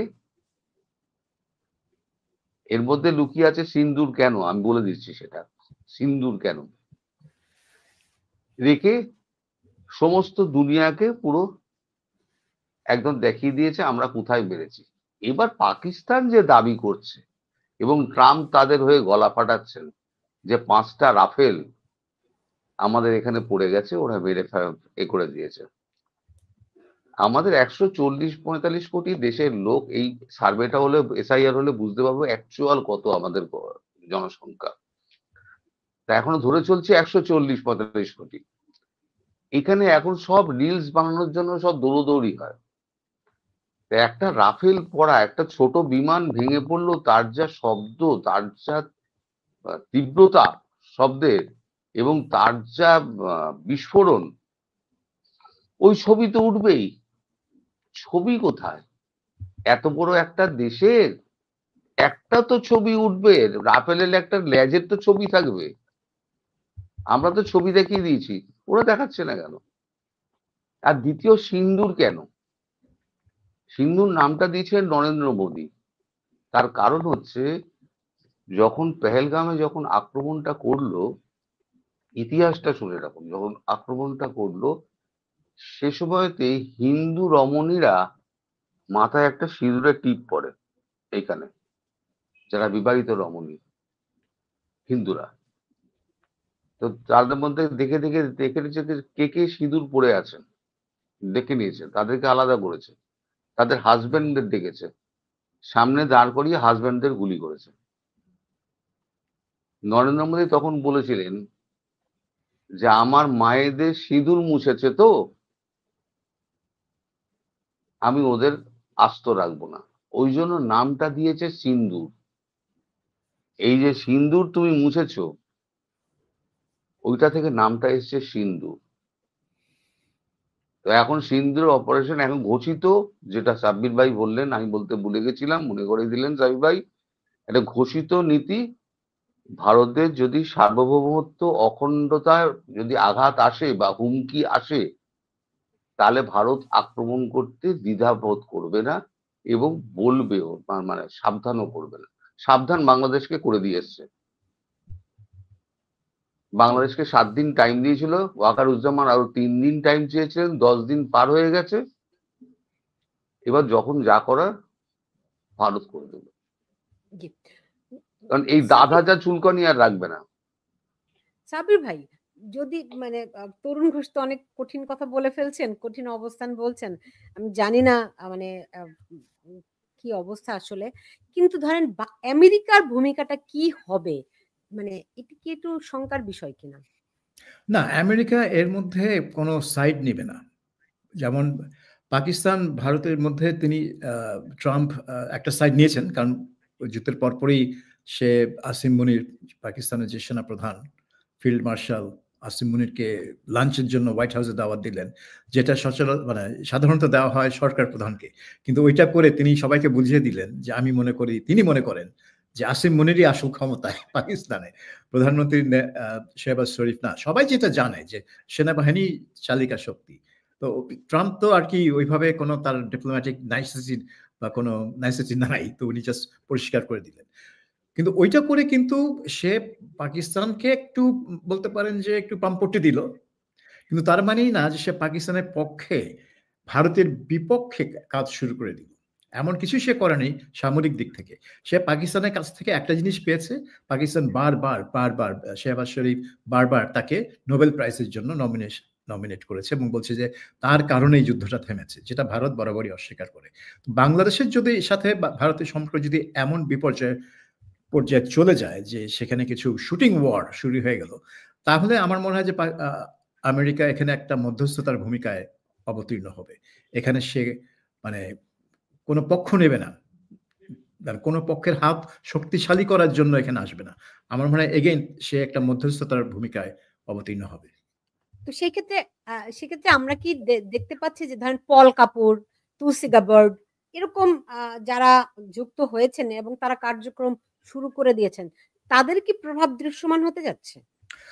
তুলসী গাবার্ড আসলে বেশি মানে খুব একটা মানে প্রভাব রাখতে পারছে না আমেরিকান সরকারে। এখন প্রভাব রাখছে সবচেয়ে বেশি হলো আপনার মার্কো রুবিও, যে কিনা তাদের পররাষ্ট্রমন্ত্রী বা সেক্রেটারি অফ স্টেট। কিন্তু তিনিও বলেন, আবার হেগসেথ যিনি আর কি ডিফেন্স সেক্রেটারি, তারও বেশ প্রভাব আছে। কিন্তু তারা দুজনেই বলেন যে প্রভাব কিছু না, আসল কাজ করছেন ট্রাম্প যা মনে করেন সেটাই তাদেরকে করতে হবে। তারপর ট্রাম্পের কিছু অ্যাডভাইজার আছে, উইটকফ বলে একজন অ্যাডভাইজার আছেন, যিনি আজকে যাচ্ছেন মধ্যপ্রাচ্যে আলোচনা করতে, পরের দিন যাচ্ছেন মস্কোতে এবং কিয়েভে আলোচনা করতে। তাহলে সে হচ্ছে তার ট্রাম্পের ট্রাবল শুটার। তো এইসব লোককে দিয়ে এখন তুলসী গাবার্ড মানে আমেরিকান গোয়েন্দা সংস্থাগুলোর মানে সবগুলোর পরিচালক এখন, কাজে তার হাতে ক্ষমতা আছে, কিন্তু সেই ক্ষমতাটা অতটুকুই যতটুকু ট্রাম্প তাকে অ্যালাউ করবে। ট্রাম্প কিন্তু খুবই মানে তার কি নীতি হওয়া উচিত সবকিছু নিয়ে করবে। তো এখন তুলসী গাবার্ড যে কথাটা বলেছেন যে রেজিম চেঞ্জ বা সরকার বদলের নীতি আর আমেরিকা অনুসরণ করছে না, এটা নতুন জিনিস না, কারণ ট্রাম্প বরাবরই বলেছে যে রাষ্ট্র গঠন তার কাজ না। মানে মার্কিন সরকার কেন অন্য দেশের সমাজ গঠন করবে, রাষ্ট্র গঠন করবে? বিশেষ করে এই যে আফগানিস্তানে 20 বছর ধরে আমেরিকা চেষ্টা করলো একটা গণতান্ত্রিক সিভিল সোসাইটি তৈরি করতে এবং কোটি কোটি কোটি কোটি ডলার খরচ করলো, শেষে লেজ গুটিয়ে বেরিয়ে আসতে হলো। তো এইটাই উদাহরণ হিসেবে ব্যবহার করে ট্রাম্প, যে আমরা এটা ইরাকে করেছি, আমরা এটা সিরিয়ায় করেছি, সরকার পতনের আন্দোলন মানে জন্য অনেক কাজ করেছি, সেটা আমরা করব না।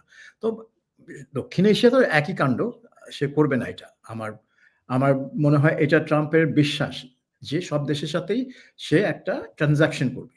আমার কি দরকার, আমি ওই দেশটার কাছ থেকে ওটা আদায় করব। সরকার যেই থাকুক না কেন, তার কোনো মাথা ব্যথা নাই ওই সরকার কি হিউম্যান রাইটস মানে, না সে কি ডেমোক্রেটিক নাকি, ওগুলা নিয়ে ট্রাম্পের মাথা ব্যথা নাই। আমাদের মানে আমেরিকার ভিতরেই তো নানান রকম সংকট এখন চলছে, খুবই খারাপ অবস্থা, ওগুলো নিয়ে আরেকদিন শো করব। কিন্তু তরুণ ঘোষ তো বলেন তুলসী গাবার্ড শেখ হাসিনাকে ফোন দিয়েছেন। তরুণ ঘোষ আজকে আজকে আমি বলেছি জি এটা হয়েছে 3 দিন আগে, আমি আজকে জানতে পেরেছি। ফোন দিয়ে কি বলেছেন? সেটা আমি জানি না। ওকে, ফোন দিয়েছেন এটুকু আমি শুনেছি, তারপর তার ডিটেলস কিছু জানি না। ওকে, শেখ হাসিনাকে ফোন দেওয়ার কারণ কি বলতে পারবো না, আমি কি করে বলবো। একটা জিনিস অনেকেই যেটা বলছেন যে সম্প্রতি আপনি দেখলেন যে রয়টার্স, এএফপি আর ইউকে দ্য ইন্ডিপেন্ডেন্ট হুট করে একযোগে শেখ হাসিনার ইন্টারভিউ নিয়ে একই দিনে প্রকাশ করলো। তো এই জন্য অনেকে মনে করছেন যে আওয়ামী লীগ এবং তাদের যে লবিং ফার্মগুলো আছে তারা আন্তর্জাতিক পরিসরে আওয়ামী লীগের পক্ষে মানে একটা প্রচারণা কাজ হাতে নিয়েছে, এবং যেটার প্রতিফলন হচ্ছে এই সাক্ষাৎকারগুলি। কারণ এই কোনো সাক্ষাৎকারই কিন্তু ফেস টু ফেস হয়নি, এটা সবই হচ্ছে ইমেলের মাধ্যমে। অর্থাৎ আমি একটা প্রশ্ন করছি, সেই উত্তর দিচ্ছে, সেই উত্তরের প্রেক্ষিতে আমার পাল্টা প্রশ্ন করার বা সাপ্লিমেন্টারি কোনো প্রশ্ন করার সুযোগ নাই, বিকজ এটা ইমেলের মধ্যে হচ্ছে। সামনাসামনি করলে আপনি সাথে সাথে একটা সাপ্লিমেন্টারি বা প্রোব করতে পারেন, বা তাকে কন্ট্রাডিক্ট করতে পারেন, অনেক চ্যালেঞ্জ করতে পারেন, অনেক কিছুই করতে পারেন, যেটা ইমেলে সম্ভব না। তো এই এজেন্সিগুলো রাজি হলো ইমেলে করতে। তো তার মানে হচ্ছে লবিংটা বেশ ভালোই হয়েছিল, মানে সার্থক হয়েছিল আওয়ামী লীগের দৃষ্টিভঙ্গি থেকে। তো এটা হতে পারে যে আন্তর্জাতিক মহলে একটা চিন্তা আসছে যে আওয়ামী লীগকে বাদ রেখে যদি ইলেকশনটা করে ডক্টর ইউনূস, সেটা এই ইলেকশনটার ফলে যে ফলাফল আসবে এই জিনিসটা টেকসই হবে না। কারণ একটা ক্ষোভ, একটা বিক্ষুব্ধ অংশ সমাজে রয়ে যাবে, যারা মনে করবে তাদেরকে বাদ রেখে ইলেকশন করা হয়েছে, তাদের ভিউ অ্যাকোমোডেট করা হয়নি। কাজে তারা হয়তো হয়তো একটা চিন্তা আছে তাদের মধ্যে যে কি করে আমরা ইউনূসকে মানে বাধ্য করতে পারি যে আওয়ামী লীগকে নিয়ে নির্বাচনটা করা। এখন আওয়ামী লীগ কি নির্বাচন করার মতো অবস্থায় আছে কিনা সেটা আরেকটা প্রশ্ন। কিন্তু শেখ হাসিনা ভাব দেখে মনে হচ্ছে যে তিনি চান আওয়ামী লীগকে নির্বাচনে অংশগ্রহণ করতে দেওয়া হোক। তার রয়টার্স ইন্টারভিউ পরে আমার সেই ধারণাটাই হলো। তো এখন কিন্তু ডক্টর ইউনূসের অধীনে নয় না, সেটা তিনি বলেননি। তিনি বলেননি যেটা, না তিনি বলেননি। তিনি বলেছেন যে যদি আওয়ামী লীগকে বাদ দিয়ে ইলেকশন হয় তাহলে সেই ইলেকশনে যে সরকার আসবে সেই সরকারকে তিনি মানবেন না। কিন্তু ইলেকশন ইউনূসকে বাদ দিয়ে করতে হবে এরকম কোনো কথা কিন্তু সেই ইন্টারভিউতে তিনি বলেন। আওয়ামী লীগের অন্য নেতারা বলছেন। উনারা কি বললেন সেটা আসে যায় না, সব মানে একমাত্র হাসিনাই হচ্ছে দলের নীতি নির্ধারক। তো উনি কি বললেন সেটাই হচ্ছে আসল কথা, এবং তিনি এটা বলেননি যে ইউনূসকে বাদ দিয়ে ইলেকশন করতে হবে। এটা হয়তো বিএনপি আর দুদিন পরে বলবে যে এসব অন্তর্বর্তী সরকার বাদ দাও, একটা তত্ত্বাবধায়ক সরকার গঠন করে ইলেকশন করো, কিন্তু সেটা এখনো ওই পর্যায়ে আসেনি। তো আমার মনে হয় যে আওয়ামী লীগ এখনো নির্বাচন করার মতো অবস্থায় নেই, তাদের সাংগঠনিক অবস্থা একেবারে ভঙ্গুর, কোথাও তারা দাঁড়াতে পারে না, ঝটিকা মিছিল 2 মিনিটের মিছিল তারপরে পালাতে হয়। সো সেই অবস্থায় সে কি করে ইলেকশন করবে আমি জানি না, কিন্তু হয়তো আওয়ামী লীগের উপর নিষেধাজ্ঞা তুলে নিয়ে আওয়ামী লীগকে একটা দল হিসেবে পার্টি মানে কার্যক্রম চালানোর সুযোগটা তারা চাচ্ছে, যাতে তারা একটা সভা করলেই পুলিশ এসে হামলা দিয়ে তাদেরকে ধরে নিয়ে যাবে, এই জিনিসটা যাতে থামে, যাতে তাদের নেতা কর্মীরা নিশ্চিন্তে নির্ভয়ে তাদের কার্যক্রম শুরু করতে পারে। আমার মনে হয় হাসিনার উদ্দেশ্য হচ্ছে ওইটা। ইলেকশন হয়তো তারা সেভাবে ফাইট করতে পারবে না, কিন্তু তারা চাচ্ছে একটা to return to the politics or the political process. এবং এটা হয়তো এখানে কিছু পশ্চিমা দেশ, হয়তো ট্রাম্প প্রশাসন, আই ডোন্ট নো, যদি তুলসী গাবার্ড ফোন করে থাকে তার কি কারণ থাকতে পারে। কারণ একটাই থাকতে পারে যে হাসিনা কি করবে না করবে সেটা জানা, আর উনি জেনে কি করবেন যদি উনি সহায়তা না করতে পারেন, তাহলে তো ফোন কলের কোনো মানে থাকবে না, যদি তার কোনো ভূমিকা না থাকে। এখন আপনি বলছেন নির্বাচনের কথা, তরুণ ঘোষ তো সবসময় বলে আসেন, 15 মাস ধরেই বলছেন শেখ হাসিনা দেশে ফিরবেন, প্রধানমন্ত্রী হিসেবেই ফিরবেন। তরুণ ঘোষ আজকেও বলবো আমি তাই, যে যাই বলুক পর্দার আড়ালে অনেক খেলা হচ্ছে, অনেক খেলা হচ্ছে পর্দার আড়ালে। এই যে লবিং এর কথা সাব্বির ভাই বললেন না, ইন্টারন্যাশনাল লবিং এর পেছনের দেশগুলো যে বিলিয়নস অফ ডলার যে খরচ করে, সামনাসামনি হয়তো দেখতে পাচ্ছেন না, পেছনে পেছনে অনেক খেলা হচ্ছে। এমনি এমনি রয়টার্সের মতো এরা করে না। শুধু সেখানে এন্ট্রি কেউ পায় না এই কারণে, ওটা হচ্ছে একটা এয়ারবেসের মধ্যে উনি থাকেন। কোনো কোনো কাগজ, কোনো কোনো চ্যানেল মাঝে মাঝে বাংলাদেশে তাকে কলকাতায় নিয়ে যায়, তাকে কখনো দিল্লিতে নিয়ে যায়। আসলে উনি ওইখানেই রয়েছেন, না, ইন্ডিয়ান উনি এয়ারবেসেই দিল্লিতে রয়েছেন আছেন বড়। আমি জানি। না, না, না, উনি দিল্লিতে যে আছেন এবং তার সঙ্গে দেখা করে এসেছেন এরকম ২-১ জনের কাছ থেকে আমি শুনেছি। উনি কোনো এয়ারবেজে নেই। এয়ারবেসে আমি ছিলেন। আপনাকে বলছি উনি এয়ারবেসেই উনি আছেন। আমি আমি যা জানি, আমি আচ্ছা। ভুল জানতে পারি। আমি বলবো না যে আমি সব ঠিক জানি, এই কথাটা আমি বলবো না। আমি ভুল জানতে পারি। না, এয়ারবেজে উনি হয়তো ছিলেন। উনি স্থানান্তর, ছিলেন না যে তা নয়। কিন্তু হ্যাঁ হয়তো বর্তমানে হয়তো উনি হয়তো দিল্লিতে আছেন। হ্যাঁ, কিন্তু মুখোমুখি সাক্ষাৎ দেওয়া, এই দেওয়া থেকে উনি এখন এড়িয়ে গেছেন। উনি ওগুলো করছেন না। সেটা কার পরামর্শে, তার নিজের ইচ্ছায় নাকি ভারতবর্ষের পরামর্শে, তা আমি জানি না। কিন্তু সাবির মুস্তাফা শেখ হাসিনা প্রধানমন্ত্রী হিসেবে ফিরবেন, তরুণ ঘোষ এখনো বললেন যে তিনি এটিই বলবেন। কিভাবে ফিরবেন প্রধানমন্ত্রী হিসেবে? আমি জানি না। সরি, আমি আমি তরুণ ঘোষকে কন্ট্রাডিক্ট করতে চাই না, এটা উনার অ্যাসেসমেন্ট। কিন্তু আমার মনে হয় না তিনি প্রধানমন্ত্রী হিসেবে ফিরতে পারবেন। আমার মনে হয় যে উনার পক্ষে আম মানে ফেরা খুবই ডিফিকাল্ট হবে। মানে ফরগেট প্রধানমন্ত্রী, উনার পক্ষে ফেরাই খুব ডিফিকাল্ট হবে আনলেস একটা আমূল পরিবর্তন আসে। বাংলাদেশে যে অবস্থা আছে বর্তমানে, সেখানে একটা আমূল পরিবর্তন আসে। তার বিরুদ্ধে যে মামলা, তার রায় হবে এই মাসে।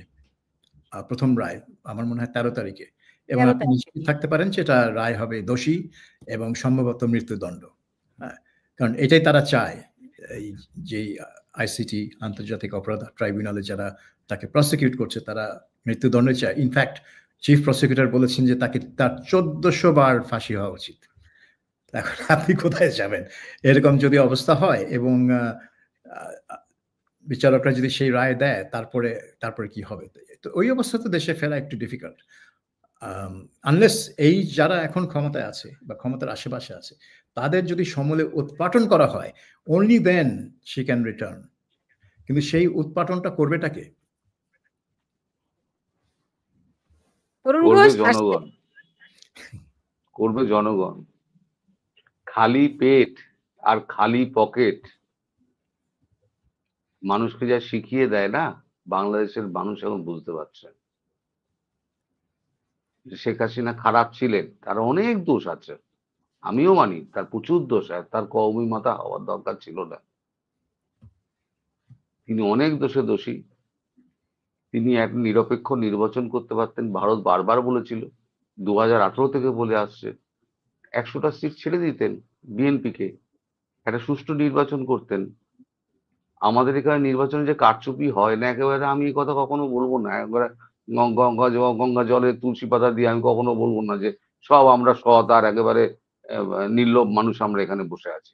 এখানেও কারচুপি হয়, কিন্তু বিরোধীদের ধাবিয়ে দিয়ে, উড়িয়ে দিয়ে এইটা হয় না। গণতন্ত্রে যদি বিপক্ষ দল না থাকে, পার্লামেন্ট যদি বিপক্ষ দল যদি মুখ না খুলতে পারে, যদি দলটির উপস্থিতি না থাকে, তাহলে গণতন্ত্র কোথায় রইল? এটা স্বৈরতন্ত্র হয়ে গেল। শেখ হাসিনা এই ভুলগুলো করেছেন তো, আজকে ভুলে সেই খেসারত দিতে হচ্ছে। ভারত যখন বারবার পোক করছে, তখন উনি ভারতবর্ষের উপর বিরক্ত হয়ে গিয়ে উনি করলেন কি, উনি চায়না চলে গেলেন শেষের দিকে। তারপর চায়না থেকে অপমানিত হয়ে ফিরে এলেন একদিন আগে। ফিরে আসার পর তারপরে তো এই ঘটনা ঘটে গেল। যদি শেষ মুহূর্তে অজিত দোভাল না তুলে আনতেন, তাহলে পরে এই ওয়াকারুজ্জামানের প্ল্যানই ছিল শেখ হাসিনাকে ওখানেই শেষ করে দেবেন।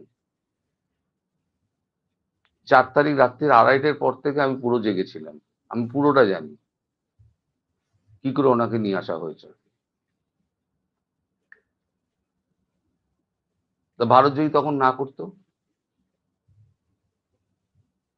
কারণ দেখুন এখানে কংগ্রেসের সঙ্গে ওনার সম্পর্ক ভালো, এসপির সঙ্গে ওনার সম্পর্ক ভালো, বিএসপির সঙ্গে ওনার সম্পর্ক ভালো, কংগ্রেসের সঙ্গে সম্পর্ক তো ভালোই। যতবার উনি প্রধানমন্ত্রী হিসেবে আমাদের এখানে এসছেন বা ব্যক্তিগত সফরে এসছেন, সোনিয়া গান্ধীর বাড়িতে গিয়েছেন, আর সোনিয়া গান্ধীকে বলতেন এ তোমার ছেলে মেয়ে নয়, এরা রাজপুত্র রাজকন্যা, এরা আমার ছেলে মেয়ে, এদের বুকে জড়িয়ে ধরতেন। তাদের সঙ্গে সম্পর্কটা অন্য। ফলে কংগ্রেসও চায়, বিজেপিও চায়, জেডিইউ চায়, ভারতবর্ষের সঙ্গে বাংলাদেশের সম্পর্ক হচ্ছে একটা আর্থিক সম্পর্ক। এটা ওই বঙ্গবন্ধু সেই লড়াইয়ের ইতিহাস, ভারতের স্বাধীনতা যুদ্ধ করা, ওদের বাংলাদেশের স্বাধীনতার যুদ্ধ অংশগ্রহণ, আমাদের 4068 সৈনিক মারা যাওয়া, শহীদ হওয়া। আমার বড় আক্ষেপ, আমি গতকালকে একটি চ্যানেলে আমি এই লাইভ শোতে আমি বলেছি যে আপনারা এই যে 30 লক্ষ মা বোনেদের ইজ্জত গেছে, অমুক গেছে তমুক গেছে, আপনারা সবসময় বলেন, ভারতবর্ষের অবদান ইতিহাসে কিন্তু আপনাদের কোথাও লেখা নেই। একটা ইন্দিরা গান্ধীর স্মারক যেটা ছিল সেটা ছাড়া কিছু নেই। ভারতবর্ষ স্বাধীন, বাংলাদেশ স্বাধীন করতে গিয়ে 4068 জন সৈনিক যে শহীদ হয়েছিলেন তার নাম পর্যন্ত আপনারা কোথাও রাখেননি, তার একটা স্মৃতিস্তম্ভ পর্যন্ত ফলক নেই যেখানে তাদের একটা সম্মান জানানোর জায়গা। 16 বছর তো ওখানে তো রাজত্ব করেছে শেখ হাসিনা। তাহলে ভারতবর্ষ যদি বলে যে শেখ হাসিনা এই এই দোষ রয়েছে, তাহলে খুব অন্যায় করবে।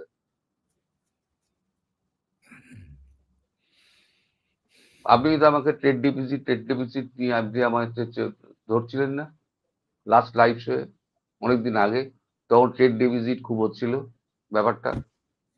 ট্রেড ডেফিসিট থাকবেই, সমতা ভিত্তিতে হয় না।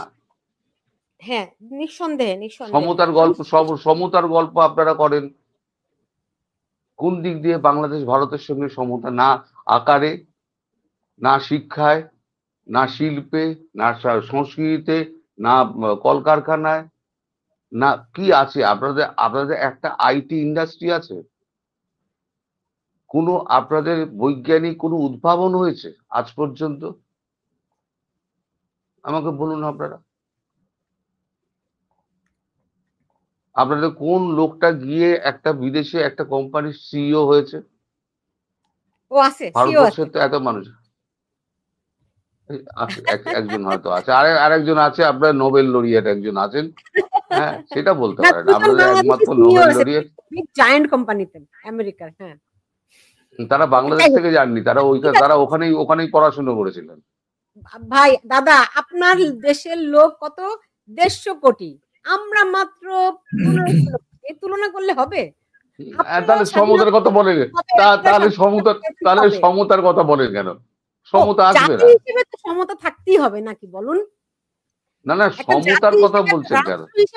পারস্পরিক শ্রদ্ধার জায়গাটা তো থাকতেই হবে। ওই জায়গা, শ্রদ্ধার জায়গা তো ছিল, শ্রদ্ধার জায়গা তো আপনাকে বজায় রাখতে হবে। আমি সাব্বির ভাইকে সম্মান করছি, সাব্বির ভাই যদি আমায় অসম্মান করেন আমি কতদিন সম্মান করব? আপনি বলুন সাব্বির ভাই, আমি অযৌক্তিক কথা কিছু বলেছি? সাব্বির ভাই, এই যে ভারত বিরোধী একটা রাজনীতি বাংলাদেশের একদম জন্মের আগে থেকে, এর কি কোনো শেষ আদৌ কোনোদিনও হবে? দেখুন, ভারত হচ্ছে বাংলাদেশের সব বৃহৎ প্রতিবেশী, এবং বৃহৎ প্রতিবেশীকে সবসময় ছোট প্রতিবেশীরা একটু খারাপ চোখে দেখে, কারণ তারা মনে করে যে বৃহৎ প্রতিবেশী তাদেরকে ডমিনেট করতে চায়, আগ্রাসী, আধিপত্যবাদী ইত্যাদি। সো ওই জিনিসটা কিন্তু ভৌগোলিক কারণেই আপনার ছোট দেশগুলো সবসময় তাদের বৃহৎ প্রতিবেশীর প্রতি একটা বৈরী মনোভাব পোষণ করে। আপনি মেক্সিকোতে যান, তারা আমেরিকায় গিয়ে চাকরি খোঁজে, কিন্তু আমেরিকাকে খুব একটা পছন্দ করে না, কিন্তু আমেরিকা যাবে চাকরির খোঁজে। বাংলাদেশের মানুষ ভারতকে খুব একটা ভালো পছন্দ করে না, কিন্তু ভারতে যাবে চাকরির খোঁজে, ভারতে যাবে শপিং করতে, ভারতে যাবে চিকিৎসার জন্য। হ্যাঁ, তো এগুলো তো আছে। তারপরে আর একটা জিনিস আছে, বাংলাদেশের একটা সাম্প্রদায়িক একটা গোষ্ঠী যারা সাম্প্রদায়িক দৃষ্টিকোণ থেকে ভারতকে দেখে। তাদের আপনার বৈরিতা আপনি কখনোই বদলাতে পারবেন না। এটা এটা তাদের রক্তের মধ্যে মিশে আছে, এটাকে আপনি চেঞ্জ করতে পারবেন না। আর আছে হচ্ছে কিছু রাজনৈতিক দৃষ্টিভঙ্গি থেকে যারা দেখে, বামপন্থী বিশেষ করে, তাদের দৃষ্টিভঙ্গি হচ্ছে যে ভারত একটা আধিপত্যবাদী রাষ্ট্র এবং তারা বাংলাদেশকে একটা কলোনি হিসেবে ব্যবহার করতে চায়। তো সেটা নির্ভর করবে যে তারা যেই কারণে মনে করে ভারত আধিপত্যবাদী এবং বাংলাদেশকে কলোনি হিসেবে ব্যবহার করতে চায়, সেই ফ্যাক্টরগুলা যেদিন দূর হবে, সেদিন হয়তো তাদের মতে ওই ভারত বিরোধী মনোভাবটাও কমবে। সো আমি দেখতে পাই যে মানে বাংলাদেশের মানুষ আ অনেকের মধ্যে যারা ভারত বিরোধিতা আছে, তাদের মধ্যে ওইটা কমার একটা সম্ভাবনা আছে। কিন্তু যারা সাম্প্রদায়িক দৃষ্টিভঙ্গি থেকে ভারত বিরোধিতা করে, তাদেরটা কোনদিন কমবে না। আমি একটা ছোট্ট উদাহরণ দিই। ১৯৮৮ সালে ভারত বাংলাদেশে ছিল ওই এশিয়া কাপ ক্রিকেট টুর্নামেন্টে। পাকিস্তানের সাথে খেলা আমি ঢাকা স্টেডিয়ামে ছিলাম।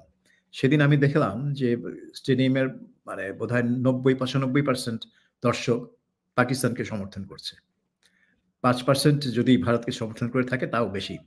কিন্তু ১৯৯৮ সালের দিকে যখন সচিন টেন্ডুলকার, সৌরভ গাঙ্গুলি, আজহারউদ্দিন এরা খেলে ভারত টিমে, তখন আমি দেখেছি ঢাকার স্টেডিয়ামে অন্তত ৫০% দর্শক ভারতকে সমর্থন করছে।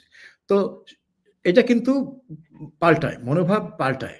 এটা পরিস্থিতির উপর মনোভাব পাল্টায়।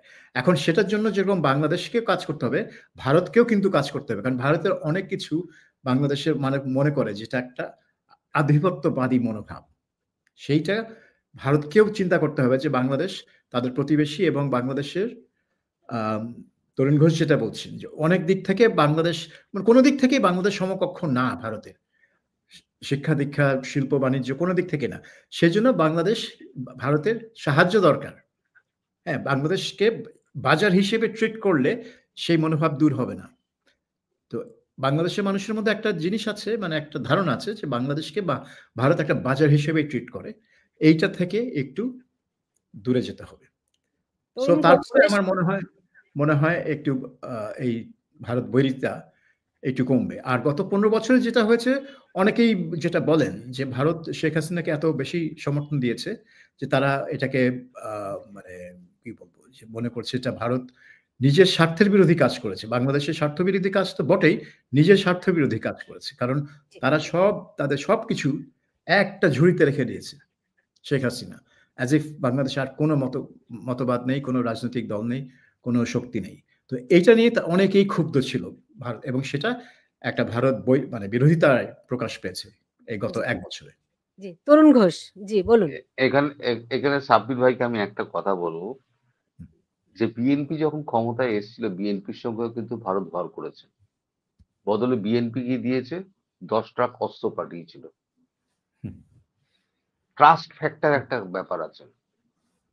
ট্রাম্প যেমন ট্রেড ডেফিসিট কমে যাচ্ছে, কিন্তু যেটা ট্রাস্ট ডেফিসিট, যেটা ৫৫ বছর ধরে তৈরি হয়েছিল আমেরিকা ভারতের মধ্যে ট্রাস্ট, সেই ট্রাস্ট ডেফিসিট কি মেটানো যাবে আপনি বলুন তো? হুম, এটা তো কোনো পয়সা দিয়ে হয় না। সম্পর্ক বছরের পর বছর কাজ করতে করতে সম্পর্ক তৈরি হয়। আপনার সঙ্গে এক আলাপে কিন্তু আমি আপনাকে পুরো জানতে পারবো না, আপনি আমাকে পুরো জানতে পারবেন না। সম্পর্কটা তৈরি হতে সময় লাগবে। এই ট্রাস্টটা চলে গেছে। যার জন্য আওয়ামী লীগ যখন ছিল ওই ৪,০০০ কিলোমিটারের ওপরে বর্ডার কিন্তু ওপেন রেখে দিয়েছিল এবং এত সুবিধে দিয়ে রেখে দিয়েছিল, এখন সেই ট্রান্সশিপমেন্ট বন্ধ থেকে আরম্ভ করে সমস্ত কিছু যখন পরপর বন্ধ হচ্ছে, তখন একে একে তখন বুঝতে পারছে যে শেখ হাসিনা কতটা সুবিধে আদায় করে নিয়েছিলেন। হুম, শেখ হাসিনাকে সবসময় কাঠগড়ায় দাঁড় করানো হয়, কিন্তু আজ পর্যন্ত $১৬ বিলিয়ন তো ৬ বিলিয়নও দেখাতে পারলো না, ৬ মিলিয়নও দেখাতে পারলো না যে সে শেখ হাসিনা নিয়ে চলে গিয়েছেন। উল্টে নিজেরা পকেট ভরে নিয়ে যে যার বিদেশে অর্থ পাচার করছে। এই চোর বাটপার ছ্যাচ্চর গুলো এই নোবেল জয়ী ইউনূসের অধীনে। আপনি ভদ্র মানুষ সাব্বির ভাই, আপনি হয়তো বলবেন না, আমি অত্যন্ত অভদ্র মানুষ এবং ঠোঁট কাটা, আমি বলে দিই এবং আমাকে কেউ থামাতে পারবে না। আমি এবারে দুই একবার আমাকে সরকার পক্ষ থেকে দুই একবার আমাকে একটুখানি বকাঝকাও হয়েছে, তাই বলে দরকার হলে বন্ধ করে দেবো, কিন্তু আমি আমি আমার মুখ কাটা আছে, আমার মুখে যা আসবে আমি বলে দেবো, সত্যি কথা বলবো, যা আসবে বলে দেবো। আর কেন আমি ওইটা বলি শেখ হাসিনা আসবেন ঠিক এই লাইভে, সেটা বলা উচিত নয়, আমি বলবো না, লাইভ শেষ হলে আমি আপনাকে বলবো। না, না, না, একটু বলেন। আমার দর্শকদের সঙ্গে যতটুকু বলা যায়, ওইটুকু বলেন। না, না, না, না, না, না, ওটা ওটা ওটা গভর্নমেন্টের ব্যাপার, আমি বলতে পারবো না। ও আচ্ছা। এটা গভর্নমেন্টের ব্যাপার। হুম। কিন্তু যুদ্ধ একটা বেঁধেই যাচ্ছে, এই তো? সেটা এখনই বলা যাচ্ছে না। দেখুন, এক্সারসাইজ যেটা সাব্বির ভাই বললেন, এক্সারসাইজ হতে হতে হতে হতে যদি দুম করে হয়ে যায়, তাহলে কিছু করার নেই। কারণ এমন একটা কোণ চর্চা করে রেখে দিয়েছে না ভারতকে, যে ভারতের ভেতরে এখন জনতা ফুঁসছে, মোদির ওপরে চাপ তৈরি হচ্ছে। আর মেন যে রুলিং বিরোধী দল, সেটা হচ্ছে কংগ্রেস। তার সঙ্গে শেখ হাসিনার সম্পর্ক ভালো, তাদের সংখ্যা তো নেহাত কম নয়। বাইরে জনতার চাপ, এদিকে বিরোধীদের চাপ। এদিকে মোদিকে তো তুলসী একটা গাবার্ডও ডিসিশন ফোন তো করেছে। মোদিকে নিতে হবে। এদিকে তুলসী হ্যাঁ, গাবার্ডও ফোন ফোন করেছে। করেছে। ফোন করেছে সে, আমি জানি না, ফোন করেছেন শুনেছি আমি এই পর্যন্ত। আমি ওইটুকুই বলেছি, তুলসী আবার ফোন করেছিলেন, কি বলেছেন আমি জানি না। জি। দেখা যাক। আর আমার সঙ্গে কোনোদিন শেখ হাসিনার কথা হয়নি, আমি তাকে কোনোদিন টেলিফোনও করিনি, তার সঙ্গে কোনোদিন আমার যোগাযোগ হয়নি। যদি মিথ্যে কথাই বলতে হতো, তাহলে আমি অনেকবার বলতে পারতাম ভারতে উনি বসে আছেন, ওনার সঙ্গে আমার সপ্তাহে 7 দিন কথা হয়। তো বলে লাভ নেই, মিথ্যে জি, বলতে যাবো কেন। জি, আমি শেষ করব। সাবির মুস্তাফা, আপনার কাছে শেষ প্রশ্নটি রাখছি। আপনাকে দিয়ে আপনার উত্তরটি দিয়ে শেষ করব। সেটি হচ্ছে যে এই যে একটা পরিস্থিতি, আসলে আমি তো বলবো একটা উত্তেজনাকর পরিস্থিতি। একটা নীরব উত্তেজনাকর পরিস্থিতি। বাংলাদেশ সরকারের তরফ থেকে আপনার কি মনে হয় কোন রকম কোন দায়িত্বশীল ভূমিকা, তৎপরতা আছে, থাকবে, কিংবা কেউ উদ্যোগ নিবে? এখন কোনো উদ্যোগ তো চোখে পড়ছে না। আপনি দেখেন গত 1.5 বছরে, প্রায় 1.5 বছর হয়ে গেল এই ক্ষমতা পরিবর্তনের। বাংলাদেশ থেকে কিন্তু কোনো হাই লেভেল ডেলিগেশন ভারতে যায়নি, বা ভারত থেকেও কিন্তু কোনো হাই লেভেল ডেলিগেশন বাংলাদেশে আসেনি। অর্থাৎ 2 দেশের মধ্যে সম্পর্ক এখন আপাতত স্থগিত অলমোস্ট, এবং কথাবার্তা হয় স্টেটমেন্টে। ওখান থেকে ফরেন মিনিস্ট্রির যে মুখপাত্র, তিনি একটা কথা বলেন, এদিক থেকে পররাষ্ট্র উপদেষ্টা বা অন্যান্য উপদেষ্টারা কথা বলেন, বা কোনো রাজনৈতিক ব্যক্তিত্ব তার জবাব দেন।